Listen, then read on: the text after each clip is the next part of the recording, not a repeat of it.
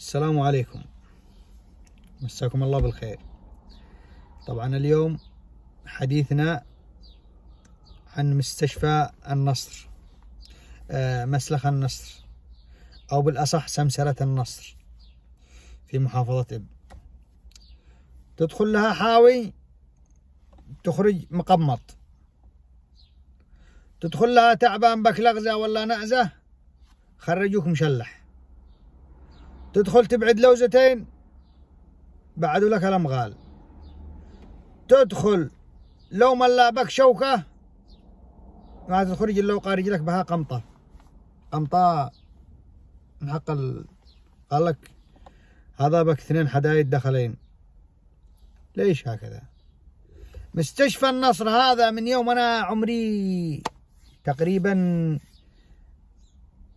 من يوم عمري 10 سنوات، واحد من بلادنا معروف الله يرحمه مات، هذا أنا صغير، رجلي لا توجعي من هانه من فوق شوية لا توجعي، نزل قالوا يصير مستشفى النصر، نزل مستشفى النصر.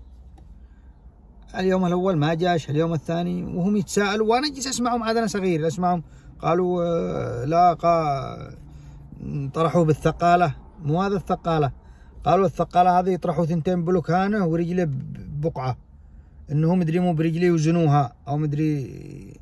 المهم خلاصة الموضوع إنه جلس بالثقالة هذه يمكن شهر، على أساس إيش؟ أنتم عارفين، شهر ولا به شيء.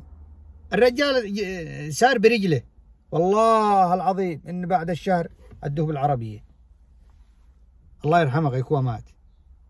واحد صاحبي فعل عملية لأمه، نجح العملية الحمد لله، نجح أول مرة تنجح بالنصر، نجح العملية، مو صار ودوا لها بعد العملية حبوب من حق الراس، زي ادوا لها حبوب من حق الراس قويات، ما ادري كم، ما ادري زيدوا لها الجرعة حق الحبوب حق وجع الراس، لجل المهدئات زيدوا لها المهدئات. اليوم الثاني اقتلبه مات. الرجال هذا ابى اعرض لكم الحين فيديو. الرجال هذا دخل به عملية فتاق، يعني فتاق هذا ما يحتاج لها، يعني فتاق ولد شباب صغير، عملية فتاق دخل. هذا الخبر هذا عدو مقالش اسبوع. الرجال لا يتألم بعد العملية أو قبل العملية، أنا ما عرفتش، يعني ما فهمتش الموضوع من الفيديو، ولكن لا يوجد واحد في المستشفى، ما فيش بالمستشفى لا دكتور لا ممرضة لا كاشير لا استقبال، والرجال يصيح يبغى أدوية، ما معه إلا المرافق حقه جالس لمسكين يصيح للدكاترة. يعني هذا بالله عليكم مستشفى يا أخي؟ أيش أكلف الله على الشعب اليمني تفعلوا بها أيش؟ هذه مستشفى هذه؟ شوفوا الفيديو وتعالوا معي بعدين.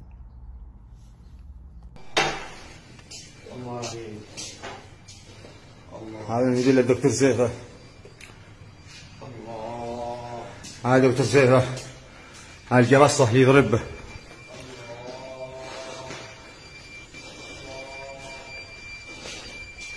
ولا ابو حد 50 من جاء الا الدكاتره ولا دكاتره. ها شفتم الفيديو؟ ولا بمن يقول ربي الله. بالله عليكم هذا ما يوجعش القلب، هذا ما يوجعش القلب يوم يكون بمحافظتك، محافظة إب، منطقة يعني كبيرة مزدحمة بالسكان، يعني تدخل لها عندها بخير للمستشفى هذه وتخرج يعني ميت ولا مجنون ولا مصروع ولا ما مش معك الا كليه، ولا مفروض المستشفى هذه ما نقولش تتقفل خلاص، لا عاد تروحوش عندهم، لا تعالجوش معاهم، اكتبوا اي واحد يمشي من شارع، تمشي من هذه، ممنوع تدخل سمسرة النصر، هذه مش مستشفى، لازم الجهات انها توقف هذا العمل. هذه ما هيش مستشفى، هذه مش مستشفى.